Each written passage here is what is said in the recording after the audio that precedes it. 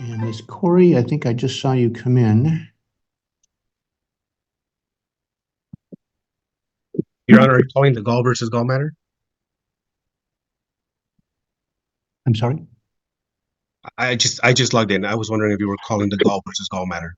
That is what we're on right now, correct? Right. Just looking for Miss Corey. I think I saw her log in. There she is.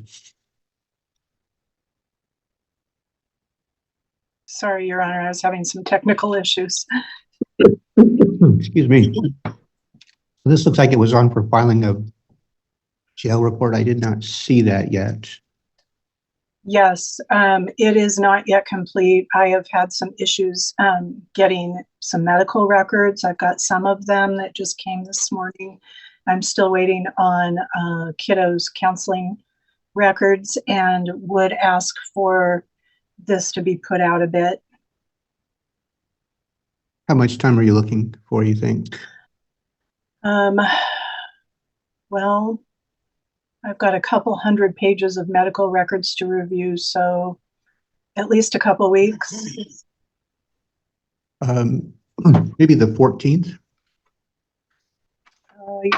That would work, but I believe it was closed this morning. Oh, was it? No, that was domestic pay. That was the other docket. That was the morning docket. Oh, okay, sorry. Yeah, so the 14th is open. We can put it over to that for review. Okay. Thank you. Your Honor, I have a question. Yes? The last time I was notifying the court that the guardian ad litem fees had gone up, and you had requested that I submitted a motion. I was waiting for the children's reunification counseling report to include the report in my motion, which I did submit last Friday. But I wasn't clear on if the motion needed to provide temper or orders as well when submitting. So I was wondering if just the motion needed to be submitted or the orders for your consideration as well. Well, it needs to be filed and it needs to be served on everybody and noted for hearing. That's correct. Yeah. So it was not served properly as of yet today, but it was filed as of Friday, and it will allow me, this extension will allow me to serve the other party properly. Okay. And then you'll need a notice of hearing for that date as well. A notice of hearing. Got it. Understood. Thank you, Your Honor. Okay. All right. And I think that's all we have on this matter today. So, Your Honor, can I make one observation quickly? sure. The GAL report is getting delayed, and I understand that, and I believe that it's in everybody's best interest to give the GAL enough time to work up a complete report. I also believe that once that GAL report is released to the court and to the parties, it will enhance the possibility of this case settling, because once the parties see what the GAL report is going to be, with the understanding that the courts generally rely on that report to a high degree because the GAL is considered to be an impartial third party. So I just want to alert the court to the fact that once we get the GAL report, at the next hearing, we may want to consider extending the trial date, because it'll give us more time to try and negotiate and see if we can settle this case. If the court decides that that's not necessary, that's fine. But with the GAL report getting pushed out, I don't want the negotiation process to get shortchanged by that. So I'm just making that observation now to bring it to the court's attention and Mr. Gall's attention. I understand the parties tried to settle the case before they were unsuccessful. Perhaps with the publication or the distribution of the GAL report, both parties will see the wisdom in settling the case. Well, we're certainly willing and interested in accommodating settlement wherever possible. So when we get the report back, I would suggest if you and Mr. Gall chat and you think that there would be useful to have some time to chat, we can certainly work through that. Because we're talking about the GAL report now being due on May 14th. Is that correct? That would be correct. Yeah, and it's only a couple of weeks between then and the trial date. So that's why I'm inquiring now, or at least putting forward that possibility now. Yeah, so let's plan on having a discussion about that. And if the two of you want to set this out a bit, we can work with that. I understand this case has been pending a long time, and I know it was set over once. There was a good reason for that, but we also want to accommodate whatever settlement and negotiations the parties want to work on. Your Honor, if I may. Yes. I love the idea of a settlement, and I welcome it completely. But I definitely do not want to delay this divorce trial any further, if allowed. Understood. You're set for trial when you're set for trial, and if you want to go on that date, we're certainly set to accommodate it. If you two want to talk for a bit longer, you're certainly welcome to work on that as well. Thank you, everybody. I appreciate your time. Okay. All right. So we'll be back on the 14th. We'll see where we're at. Both here. Thank you, Ron. So I did get a proposed order on this one. Get down to that here. Give me just a second here. I might have got that. And Ms. Rush, did you get a copy of that?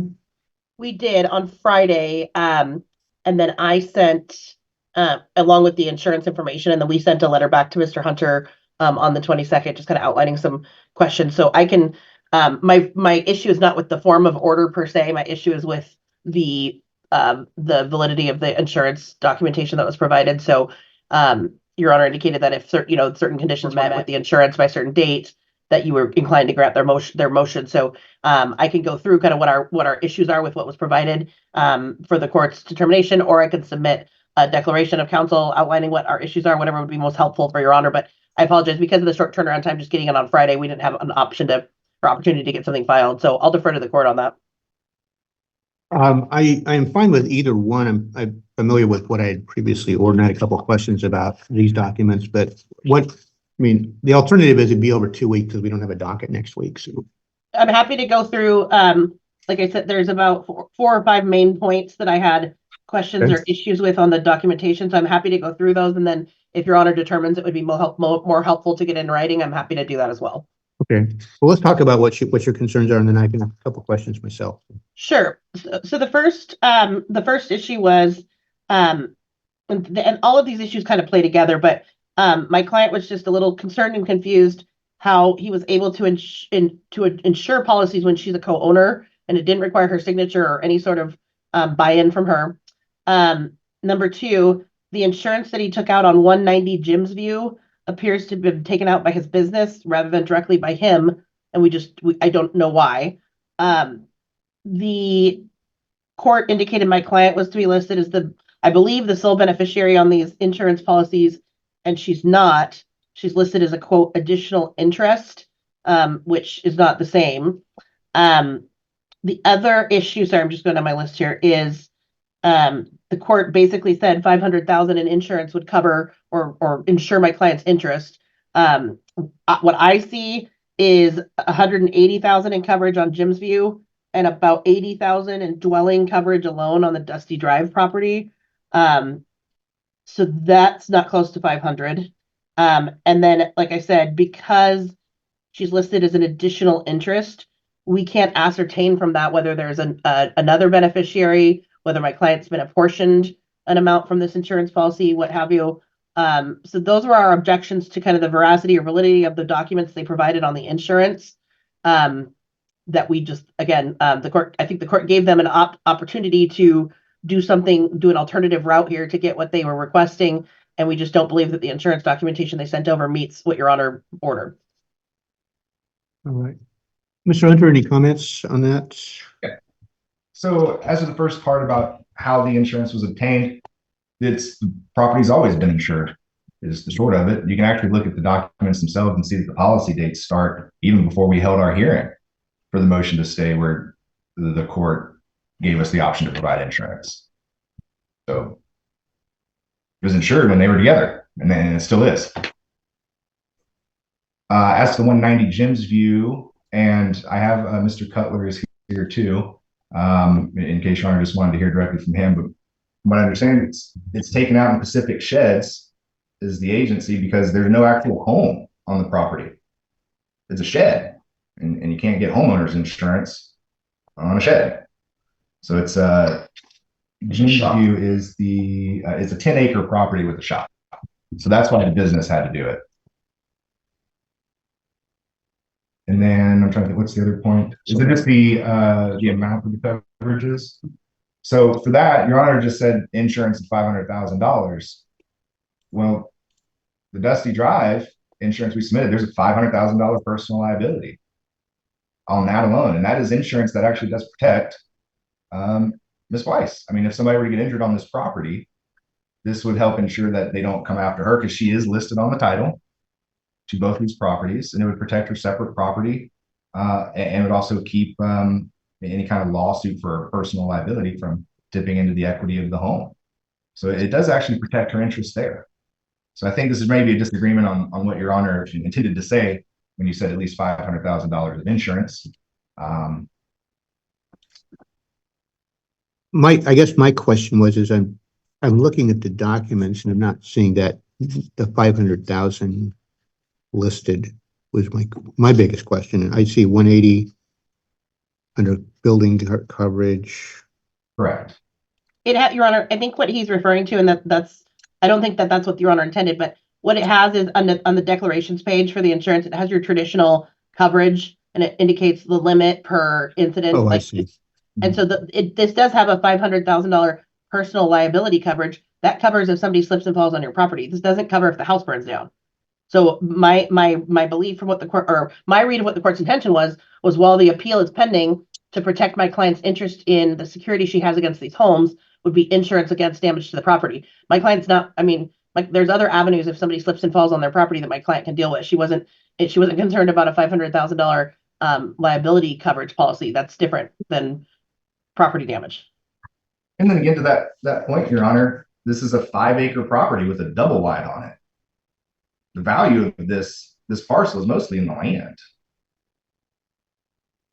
So same thing. If a mudslide hit something, I mean, I don't know where it's located. I'm just bringing that as an example. That would damage the land, and that would not be covered under personal liability coverage. They're just two distinctly different types of coverage. I can comment on the other, comments Mr. Hunter made up, but I'll wait till Your Honor's ready. Yeah, I'm less concerned about who the name's under because she's listed as an additional interest, which means any settlement she would have to sign off and approve that. So we would have the money sitting there before it could ever be disseminated to anybody. With her listed, it's like any other insurance. I guess my intent was that if something were to happen to the property, that she would be covered by insurance. And that's not what these policy declaration changes. That's not what they do not provide $500,000 in coverage for property damage to the subject properties. But this is just a liability issue, which is obviously a good thing because if somebody were to be hurt on the property, then she would not be exposed beyond that or up to that. I mean, I would argue with, she has other recourse too under community property laws based on the fact that he was awarded these and the divorce that still stands, et cetera, et cetera. So there's lots of, I think, paths that could go down. But yeah, I don't disagree that having personal liability insurance on one's property is not a bad thing. But in this case, I just don't think it cures the flaw that we were alleging in the motion to stay.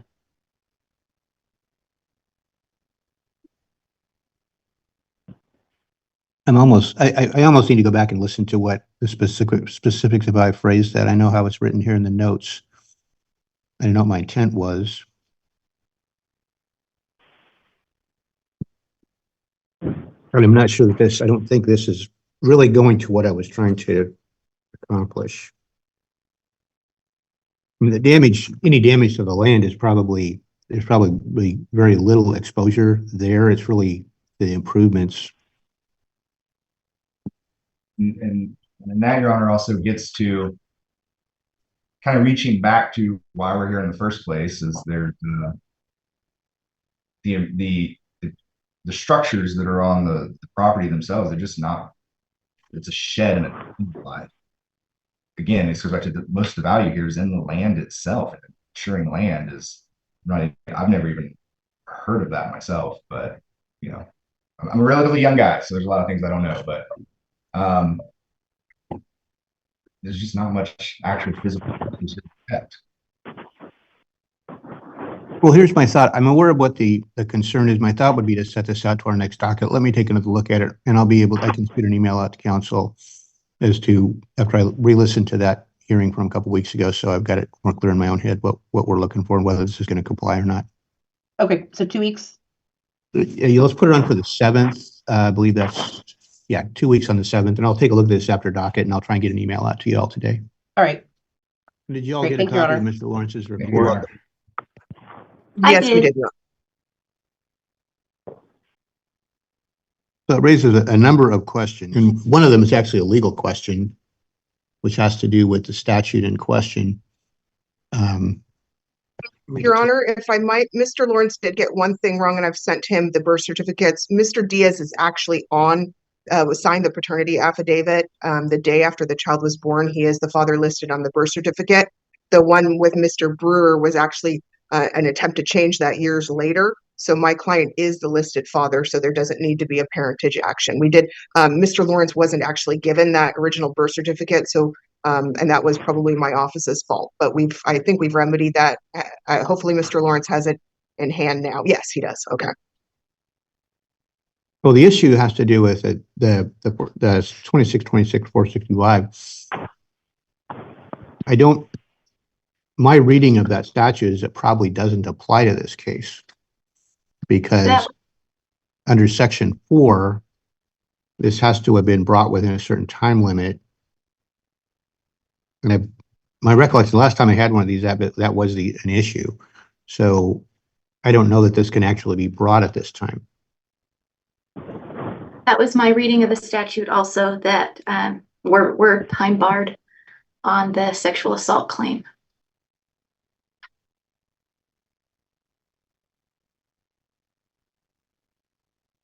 There was when this first came into place, and this was when I first encountered it, was shortly after it came into place in 2019. There was a kind of a grandfather clause that allowed an extended period for certain cases within that 1 year. But as I read this, it has to be done within 4 years of the birth of the child, except for that exception, which is long gone.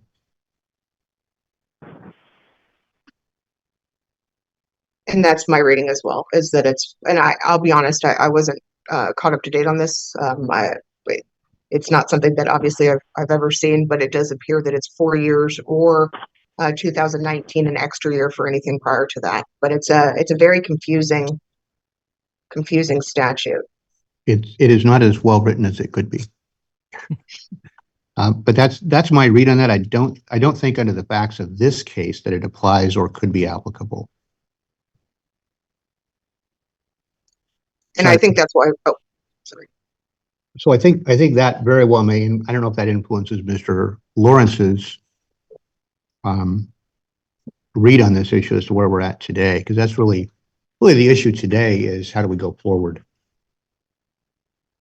Your Honor, my intent was to bring this to everyone's attention, and if the court needed to have a hearing to address it, that we do that first.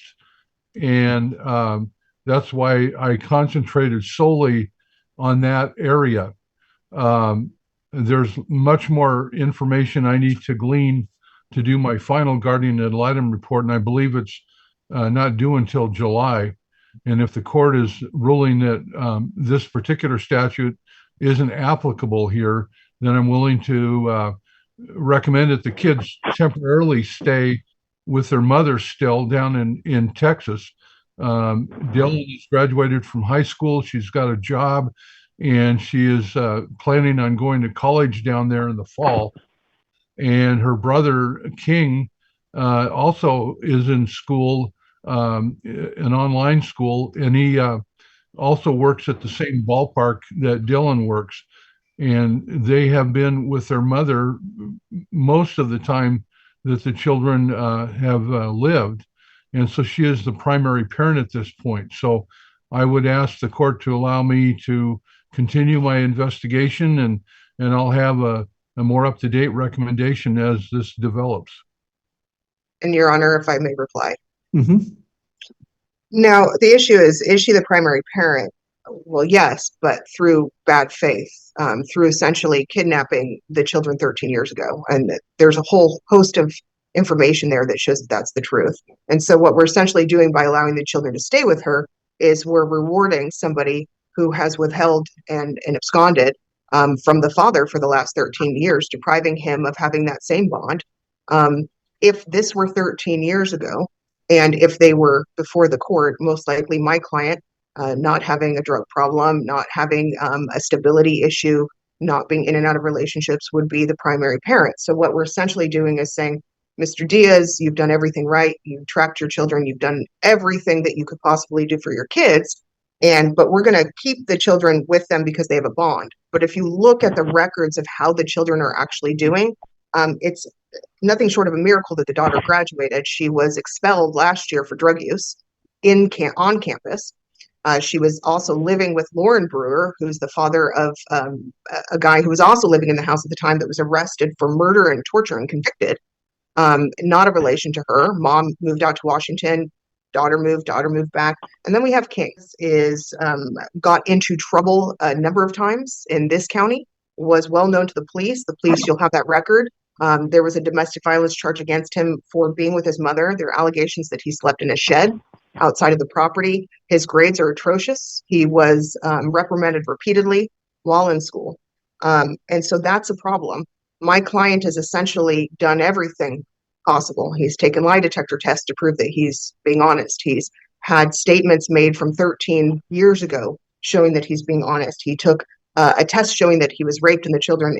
As much as we can't use that for this hearing, the fact is, as my client was raped, that's how the first child was born.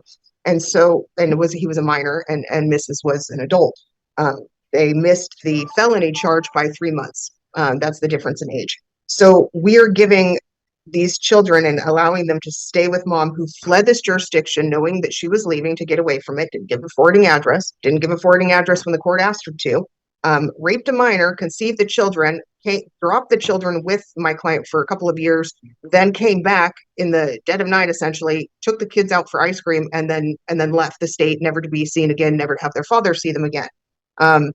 And then checks up with a father and a son who goes to prison for murder and torture. Placing them, allowing them to stay because they know mom is not in their best interest. If you look at the overall picture, it's the easiest. It's definitely the easiest, and probably in the short term less traumatic, but over the long term is a problem. If your honor is not willing to change custody today, I would ask that my client be allowed to meet his kids. My God, this man hasn't seen them since they were little. He's done everything possible, and yet he keeps getting kicked back over and over and over again. There's only so much that you can climb uphill before finally you just don't have any energy. My client's been doing this for 13 years, trying to find these kids, trying to reunite with them in some way. And at every road, there's a roadblock, but he has done nothing wrong. So we would ask that my client is mobile. My client most likely, and I don't know, I'm kind of saying this, if my client were to show up in Texas, would my client be able to have reunification counseling starting next week? I'm sure that my client is willing to move himself. At this point, he's done everything else known to man to be with these kids, including move to Washington State. I'm pretty sure this man will go to any length possible to see and have a bond with his kids. That's what he's asking for. I'm hopefully withdrawing today due to my own health reasons, but I hate to do it, but I am very sick. But this man has done everything right. And these kids are actually getting punished, whether they know it or not, because my client is stable. My client is caring, nice, and compassionate. And my client would show them the love of another parent, which is never a bad thing. My client is also conscientious enough not to disparage mom in front of these children. And so we would ask the court to, if you are going to keep the children with her, that my client be allowed to meet his kids next week. We figure out a reunification counselor, or if that doesn't happen because they won't have that same type of thing in Texas, we find a counselor who does significant high conflict family actions in Texas. And my client can go stay with his grandma out there, and he gets to meet his kids. He gets to start, and that mom doesn't disparage him. Mom doesn't say a darn thing about him negatively, and that he be allowed to form a bond that a dad gets to normally do. Thank you. Ms. Powers? Thank you, Your Honor. This case is not as straightforward as Ms. Winkles makes it sound. There have been numerous pleadings filed in this case that explain that there's two sides to this story here, and that the sides that both parties tell are extremely different. What is agreed is that Mr. Diaz has had no contact with these kids for over 10 years. These kids are 14 and 16 years old. If contact starts, it needs to be done very carefully with the kid's best interest at hand. The court appointed Mr. Lawrence to give an interim report regarding where the kids should stay right now and whether reunification counseling should start yet. I would ask that the court not order reunification counseling yet. Let's let Mr. Lawrence do some more investigating and figure out if this is really what's in the best interest of the kids. My client has submitted information that Mr. Diaz and his mom have had contact. They delivered a car to the older daughter last spring. They left messages and letters in that car that were very upsetting to that child. This isn't a situation where my client has been hiding the kids. She was at the same address for 10 years. She documents in her declaration that Mr. Diaz and his family had contact on and off with her over those 10 years, but never filed for a parenting plan. So I think that the most prudent thing to do at this point is keep things status quo and let Mr. Lawrence continue to do his investigation. Additionally, Mr. Diaz, through his attorney, Ms. Winkles, did file with the court a lie detector test that he had completed, and I would just ask that that not be considered, as case law clearly shows that lie detector tests are not probative for the matter asserted, and I believe it was inappropriate that that was filed with the court today. Thank you. Mr. Lawrence, do you have any, I guess, any comments at this juncture other than your earlier recommendation? Well, Your Honor, I did find evidence that Chris had found, or excuse me, I want to make sure.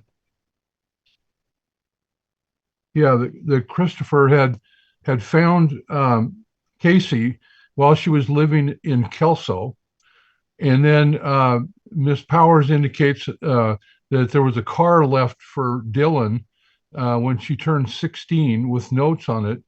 So it's not like Christopher hasn't been aware of the kid's whereabouts. Why he didn't choose to file for a parenting plan earlier, I don't know, and I can't answer that at this point. But I was appointed about 2 weeks ago after I finally got the order and was able to make contact with the parties. I've only been in this a little over a week, and I don't feel comfortable. And this is, as was indicated before, this is a very complicated matter. There's a lot of he said, she said stuff. The stories are diametrically opposed, and I don't feel comfortable going further until I have a little more time to investigate this matter. And Your Honor, just a brief reply. Miss has moved to Kelso about 18 months ago, 24 months ago. His car was delivered last year. We filed 2 months after that. So knowing where they were has been within the last 18 months, and we filed 2 months after after the car issue. It was her birthday. They gave her the car. 2 months later, they found mom in Kelso, and then we filed. And so it might have been 3 months, but I was working with Mr. Diaz prior to that. It took us a little bit of time to file, but he immediately filed once he found out they were in Kelso. And I'm sure Your Honor remembers that from the UCCJA, the days and all that, adding all those things up. So again, this is probably one of the most complicated cases, tracking back as to exactly what happened to get us to this place. I am concerned we have a case filed and there were no temporary orders in place, and I don't know all the details as to why and how that all happened, but the mother essentially relocated to Texas, and then we ended up with the mess that we have now.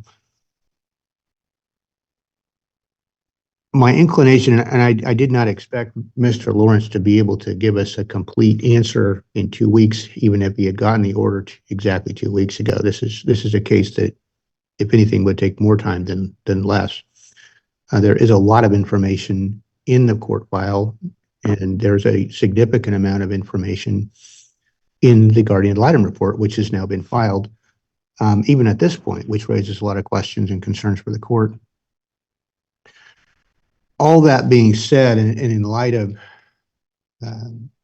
Mr. Lawrence's role, the court's role, my inclination would be to essentially at this juncture leave the status quo. That's not to be seen as some sort of reward or punishment for either adult. That is to be seen as the court attempting to try and minimize the, for lack of a better term, trauma to these two kids who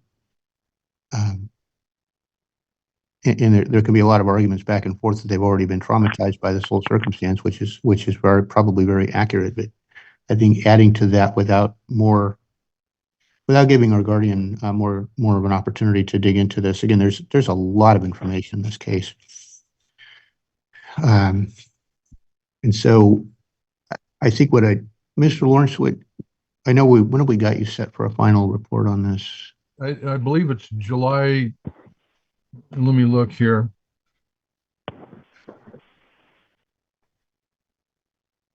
Looking here.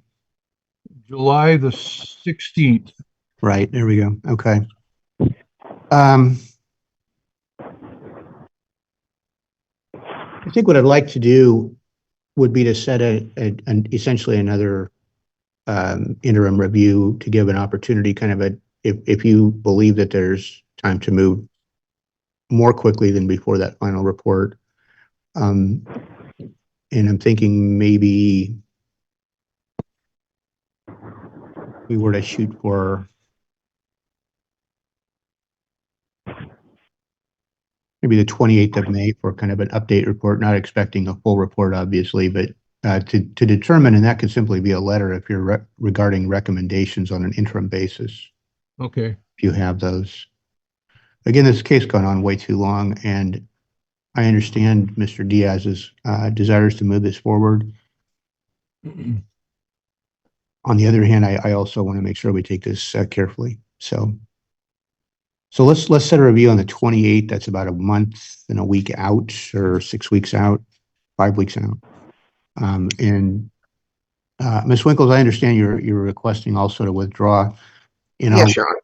And due to my health. I'm aware of that circumstance. The only obviously you have a right to do that given the circumstances. I just don't know if we're going to be able to get someone else on board quickly. But so I'll authorize the withdrawal. I think that is, given your circumstances, that's certainly appropriate. And then Mr. Diaz, what I'm going to do is I'll talk to the court administration after today's docket, and we'll see, let's see, locate another attorney to take Ms. Winkle's place going forward. I don't know that it makes any difference, but I did notice in the interim GAL report, it noted that Mr. Diaz has never filed for disability or Social Security. I didn't know whether that changed anything under GR 33. It did not. Okay. Did not. And Ms. Winkles, I don't know that I saw a proposed order. Yeah, they went over like 3 weeks ago, and this would be the third one that's not here. So we'll go ahead and send Your Honor another one. It's I think we put them over too early. We got too ahead of ourselves. You can send that electronically if you want. Okay. That'll save some time on that, and we'll get that taken care of. And that'll also prompt me to make sure we get staff working on another attorney to step in. Okay. And then with Your Honor's permission, because I'll be withdrawing today, I'd like to be able to at least review the order if Ms. Powers is going to draft it, or I can draft it today with whatever Your Honor wants from today's hearing. I just want to make sure something gets on the Either way, who would like to draft it? I'm I don't fine mind. drafting. Oh, perfect. I'll let Ms. Okay. Powers do it. I'll let you two kind of work the details out on that. It doesn't need to be a very complicated order, obviously. And then again, that could be sent over electronically, and I'll get it filed. Okay. Thanks. Thank you, Your Honor. All right. Thank you, Mr. Lawrence. The ton of work you did in a very short amount of time is much appreciated. Thank you. Christine Dow here representing the respondent, Richard Palmer. Okay. Angela Palmer, do you see me? All right. Good afternoon. I saw you log in. I wasn't. Don't see my picture, huh? I'm here. Can you hear me? Yes, I can. Okay. So I'm a little confused on this case.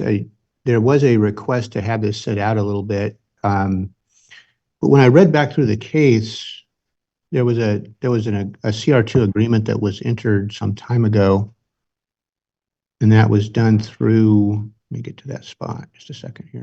Retired Judge John Nichols.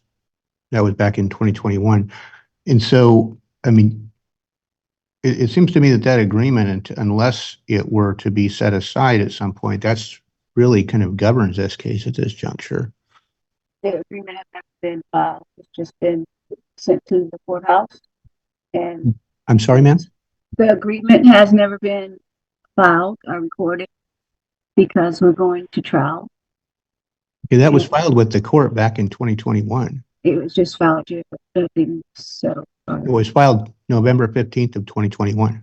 Right, I understand.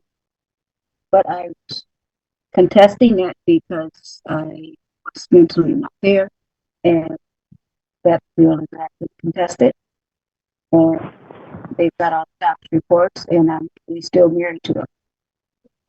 That's why I'm asking for my spouse to support that. Well, what you're asking for today is, I mean, until that agreement were to be actually set aside, which is not before this court today, the temporary orders would be in conflict with that. With what? With the agreement. But the agreement isn't. Okay, I mean, it's just law, but it hasn't been taken. I was taking it to court to go on trial because I was contesting that because everything that was on the CR2 was never granted. And they said everything was stolen in the house, and I never got anything that supposedly was on the CR2, including my spousal support. And when Rick moved into the house, I guess he must have changed a lot. Said I stole everything out the safes, which I don't have the combinations to. And the only two people that were there, except my witnesses, were never notified, was Christina and my attorney, and I quit because she said I was in the hospital too many times. So that's why I'm going to the courts to settle this because I have an attorney and I have no money. I'm on Social Security disability. And we lied about how much he was making as far as my spouse support when we first put the paperwork in. And I think that was done in 2019. He's a retired air traffic controller. He was giving me, supposedly, Anna told me it was half of his pension and retirement from the Federal Aviation Administration. Well, hold on a second, ma'am. First, the agreement that was entered into in 2021 was signed by you, by Mr. Palmer, by both your attorneys, and by Judge Nichols. That's the agreement that we're working under at this point, unless that were to be set aside, which is not the motion that's in front of me today. So, and I don't know that I can enter temporary, or I don't believe I can enter temporary orders that are that are contrary to that agreement. So that's why I'm confused. To give my spouse support back? I'm sorry? To get me spouse support back because I'm still married to it legally. Well, the agreement essentially settles most of those, as far as I can tell. I didn't handle your case earlier, so this is the first time I've reviewed it, but when I looked at this, I mean, I reviewed it prior to today, but I didn't handle your case earlier in the case. But when you do a CR2A agreement, that resolves everything that's in that agreement. So what I guess, if you're saying this hasn't been followed, that's a separate thing, but that's not a motion for temporary orders. So I'm a little confused as to what we're doing today. Yeah. Well, like I said, so the CR2 is there, but it was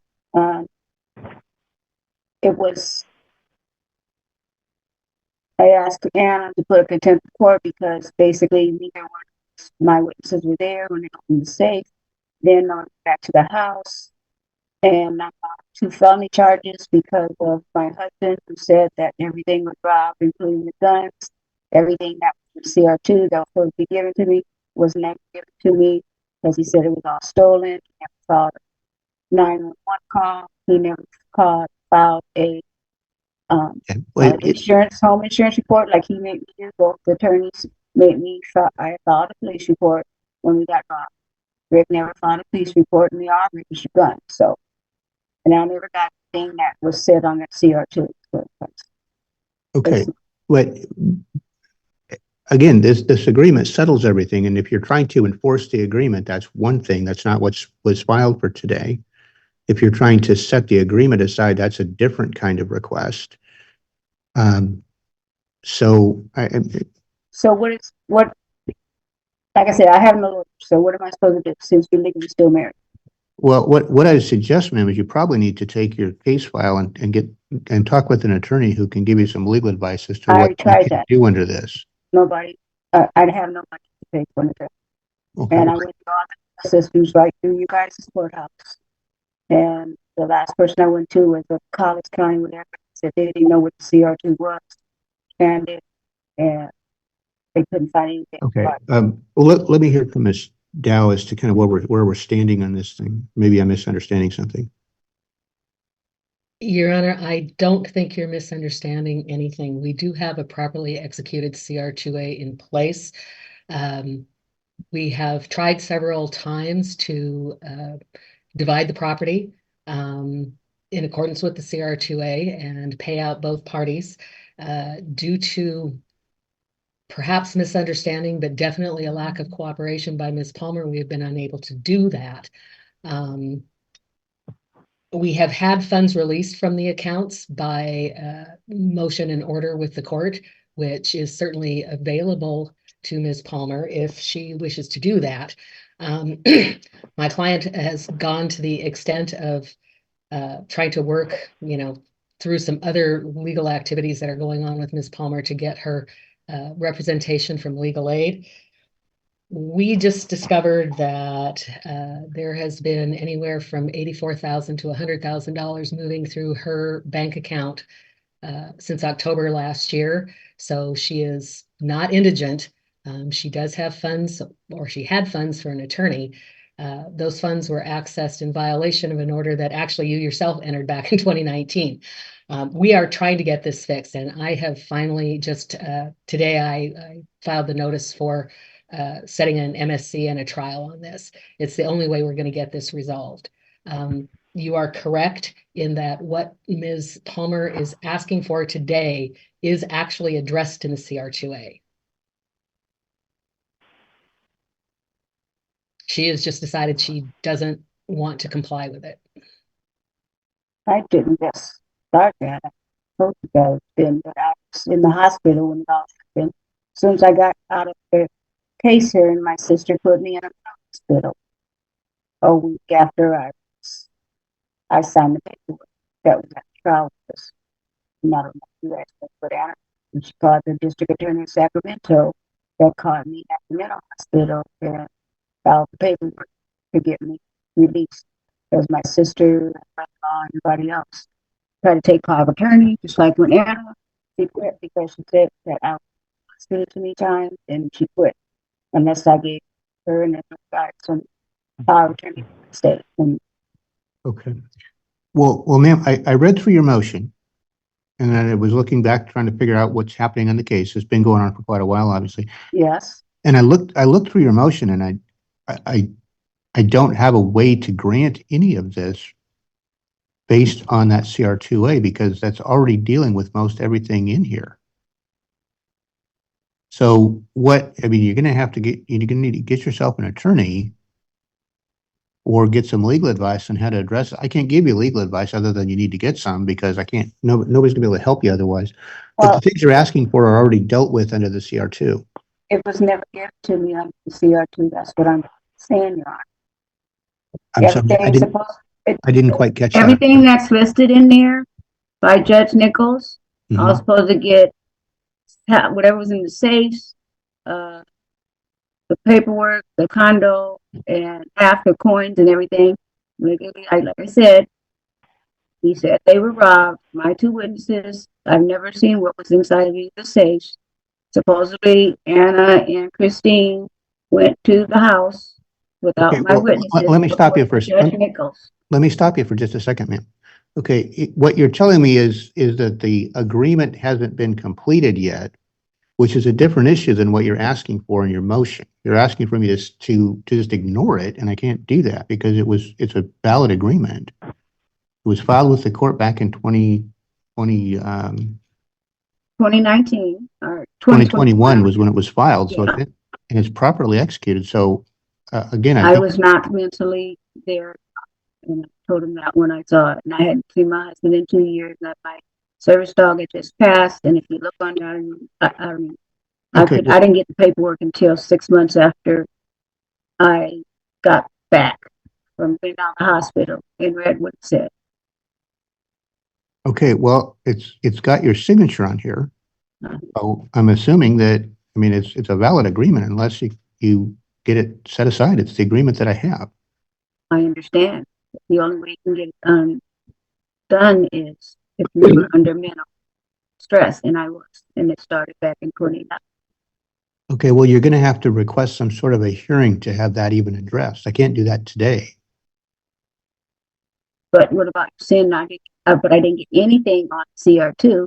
He never filed a police report. They made me file a police report and an insurance report saying that everything was stolen. He refused to sign the paperwork for the insurance report, but then my husband at all, first signed the black girl, that's the white man, got off front. So it's like when they arrested me for the felony. No. It's the guy. So. Okay.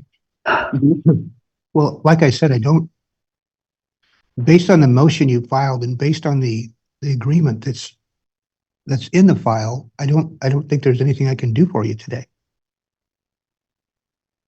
So you can't even get me what they said they were gonna get me. That was supposed to be my half of everything that was out of the safe and the golds and all that. That was never given to me, see? So you're saying we got the CR2, but none of it was given to me. And I filed a motion and I talked to the judge after they said that they were talking to Judge Nichols. Okay, well, ma'am, you signed the agreement, and I don't know if your attorney didn't give you a copy or what, but the agreement. My sister kept the copy that the attorney gave. Okay, well, I need to have you listen for a second. I need to have you listen for a second. Okay, you signed the agreement. It's been filed with the court. That's what I have to work with today. So I don't have any ability to grant the requests you've made in your temporary motion because they're all essentially encompassed in that agreement to the best as I can see. So basically, I can't do anything about it. Well, the agreement needs to be followed, and there's a whole bunch of things that you're to get out of that, but you're going to have to work with Ms. Dow to get each of those things taken care of. We're going to trial. I don't know what I don't know what we're going to trial on at this point because it's already been contest the CR2. And I talked to the CR2A is the only way you can contest the CR2 if you had mental issues. And I've had them since 2011. Well, I'm going to suggest, ma'am, I'm going to suggest you get some legal advice because I can't give you legal advice. I'm not allowed to do that. Right. But that's what I have right now. This resolves pretty much. There's a few things that were left. It looks like that may have been left open for Judge Nichols to address if they became an issue. One had to do with some tax returns and something having to do with the FERS retirement, but those are all included within that. So, well, Judge Nichols, we were supposed to go back to Judge Nichols, and I pressed my attorney on style because they're not, and they didn't put the contempt of court, and they didn't notify Judge Nichols. Okay, I'm barely catching everything you're telling me, ma'am. I don't know if it's your microphone or what, but like I said, again, I can't give you legal advice, but you've got an agreement that resolves most everything in your case. And unless that's set aside, which is not an issue that's before me today, I don't think I can help you. So nobody. Well, again, I can't give you legal advice, but you should probably reach out to one of the organizations that can assist you and get some legal advice. I did that. You guys' court system told me the same thing. Okay, ma'am, I'm just telling you what I can and what I can't do. Okay. So, and Your Honor, if I may just interject here on the record so that Ms. Palmer hears me saying this on the record in front of a judge. If you will simply cooperate with providing the information that I've asked for and taking care of a couple of things that we've asked for, I can implement at least part of the CR2A and leave the issues that are still open, leave those for a short trial. But you have to work with me. I don't trust you to do that. So I told you that. I don't believe you say. So that's on the record now. And Okay. Well, Your Honor, as So- I said, I have noted this for trial. I've noted I it have for never notice received for anything trial. from We'll my- get it done. I've never received anything. Okay. But All right. So I'm not going to move anything else forward today. So if it's been noted for a trial setting, we could address that. I'm not sure what we're going to try, but We filed that today. okay. We'll take a look at it and we'll see where we're at. Right. I can't help you today, ma'am. Thank you, Your Honor. Yes, Your Honor. Okay. Caitlin Dennis is present on behalf of Samantha Duke. I apologize. I'm on my phone because our internet is down office-wide this afternoon. So I have access. I apologize. Okay. Do we have Bryce Stearns on here?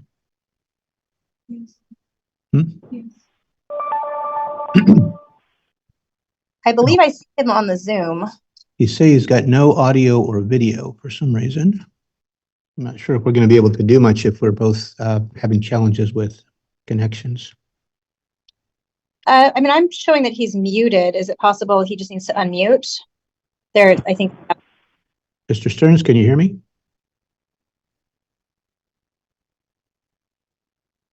Looks like I have a request from Mr. Stearns, at least via the chat, to set this over to give him a chance to get legal.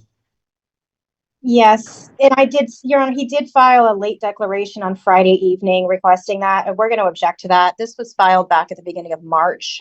The issues addressed in the contempt are ongoing up through even last night. This is impacting the children for the last several weeks. There's a lot of pressure being put on these kids from father and bringing them into the case and inappropriate communications, telling them, you know, that mom is trying to fool them and take time away. His feelings don't matter, things like that. And these kids are very young. The oldest is 12.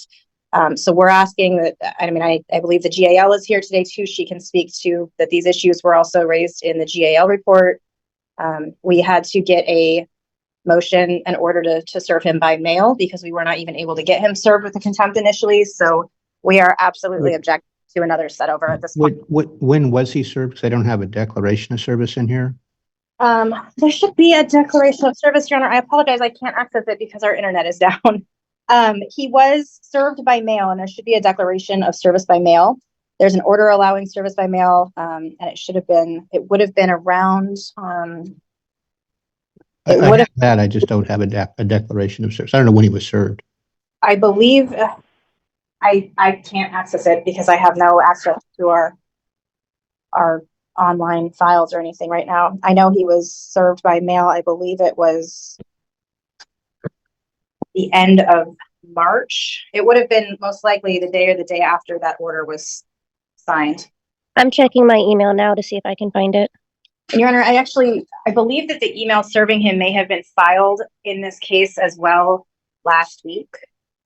I believe it would have been Wednesday. There's an email chain that was filed, and I believe one of those emails is the email that was sent to him on the same day. It was sent by email and mail to him on the same day.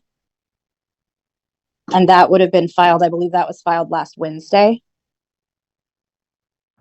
It looks like service was March 27th, Your Honor. This is Tina Day, the guardian ad litem. Thank you.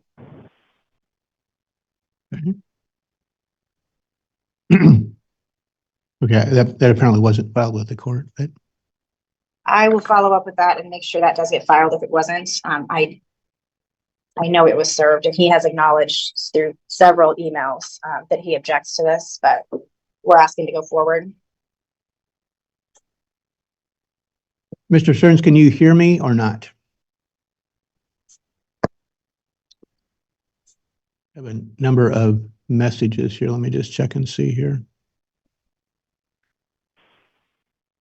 Your Honor, perhaps he could try calling in by phone if that is an option for him instead of the online Zoom link. That's possible. I don't know. I'm not even sure if he can hear me. I'm getting some.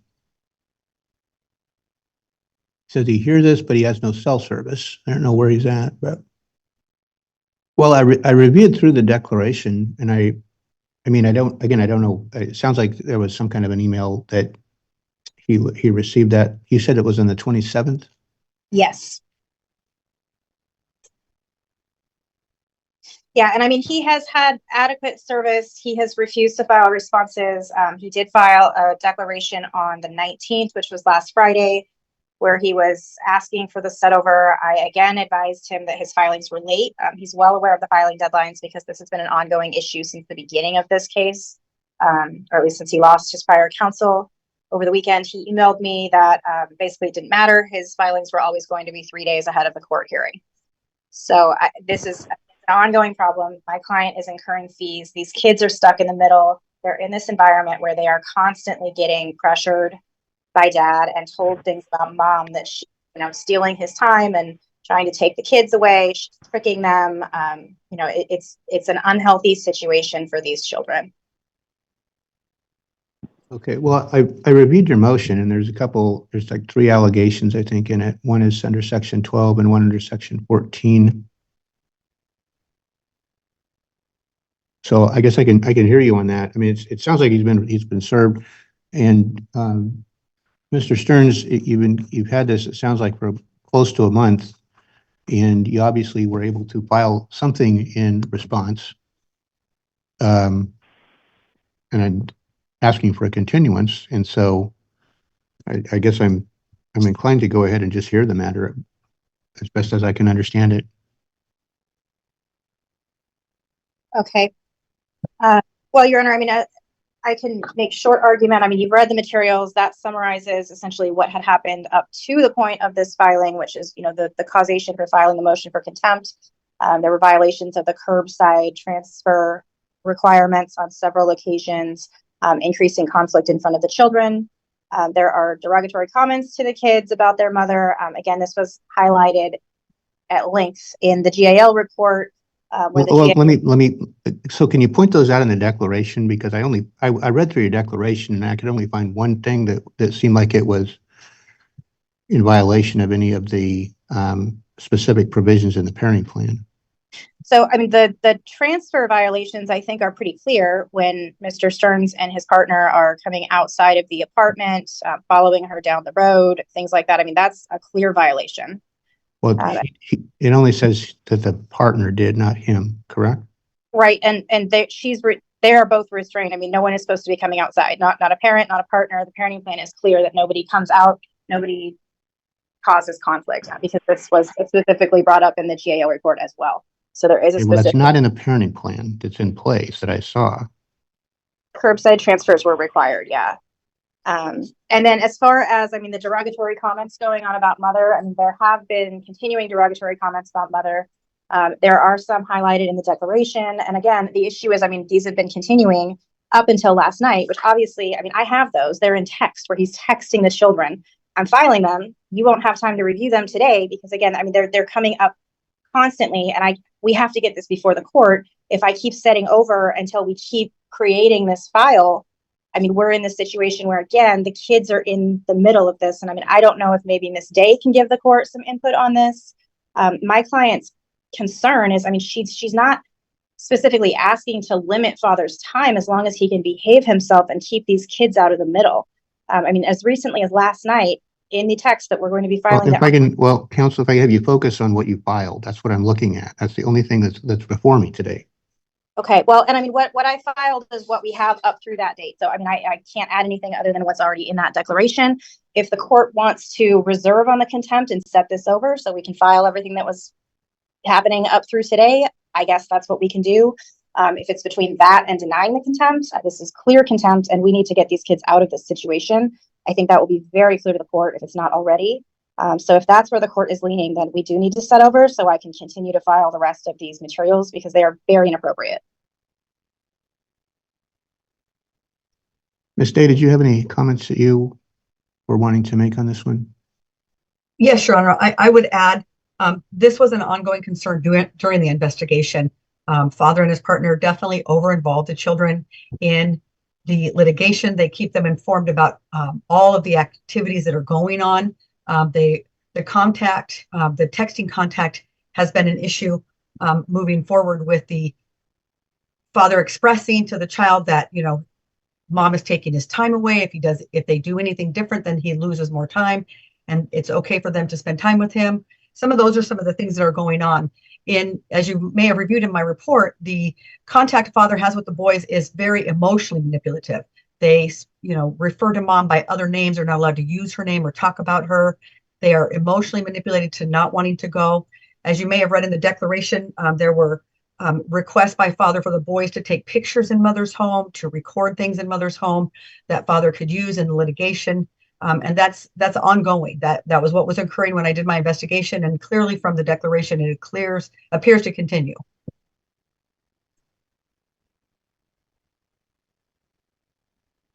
And again, I read through all this, and that was the one piece that appeared to me to be related to the parenting plan issue. Well, I think the curbside exchange is also, that was part of it, because the father and or his partner were often recording the exchanges. So they would come out recording. No, I understand that that's not what's in the declaration I have. I don't have a restriction on the partner going out. It says parties, but yes, I see what you're saying. So I mean, I have the parenting plan, which is the only thing I can find contempt based on. So, and I read through the declaration, I looked through the text messages, and the concern I guess I have looking at those are the photographs, and some of those are probably not particularly concerning, but then there are some that clearly are. And Your Honor, I mean, as I noted, there are supplemental messages and things from that filing up until last night that we can file. I mean, I would rather, instead of having to refile a new contempt motion, if you could either reserve on a couple of specific points and we can supplement those materials. I mean, my client is already having to pay a lot of attorney fees to have to deal with these issues that are ongoing from the GAL report. Father seems to have no awareness or control over what he's telling the children or the impact on them. The children are being relied upon as an emotional support for father rather than children. He's very open with them about the court case. He continues to be. He's placing guilt on them. One of the issues this week was the child wants to do an after-school activity, and father's saying, well, your mom's trying to fool you to taking our time away. You can just play at home instead of doing the school activity, which is, then father goes on and says, we won't see each other due to the schedule. My feelings don't matter. Do what you want. And again, this is a 12. Counsel, none of that's in front of me. I know. And that's what I'm saying is, if the court wants additional information, rather than denying the contempt at this, requiring my client to file a brand new motion, which we're going to have to serve again, we're going to have to go through this all over again. I would ask that you reserve on that contempt issue. If you need more information, we can come back on your next available docket and review that supplemental information. Well, I can certainly do that. Like I said, I can only, looking through the parenting plan, which is, I'm looking at the one filed in December, which is, as best I can tell, that's the most current parenting plan. That is, yes. And then looking at the declaration, I mean, if you want to file a supplement to that, I can certainly set this out and do that. I absolutely agree with you. They're not in the file, so you're not going to find them because, again, they yesterday. So we are filing them, but you don't have them yet. Okay. All right. So, Mr. Stearns, what I'm going to do is I am going to continue this out. I suggest you get something filed if you want to respond to any of this. Your Honor, can we ask for a set deadline for Mr. Stearns to respond? Because again, he has a constant pattern of ignoring court rules and court deadlines, even when reminded. When do you want to set this out 2 weeks or 3 weeks? We don't have a docket next week, so. I would prefer 2 weeks, and then if Mr. Stearns could get me his responsive materials, maybe by Friday, just so we have a chance to reply, because I know that's a shorter turnaround than the standard court rules. Okay. Here's what I'll do. I'll set this over to the 7th, and I'm going to give him until next Monday, which is the 29th, to provide, and that could be sent via email, sir, or whatever, but that needs to be to her no later than Monday, close of business, and filed with the court pretty much the same day. It won't get into the court file that quickly, but so if you can get that response file, I'll take a look at it. And if there's additional materials that are going to be filed, those also need to be sent to him. That can be done via email for this. Yes. And did you have a specific deadline for me to file my reply materials? Let's say by next week, this time, by the 30th. I just don't, they won't be in the court file if they're not in by about a week from today. Okay, thank you.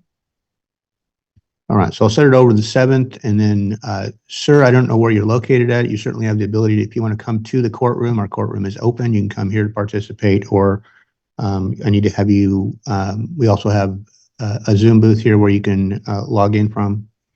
But I would strongly suggest you participate in the hearing. So we'll go from there. So over to the 7th with documents filed by first of the next week. Okay, thank you, Your Honor. Welcome.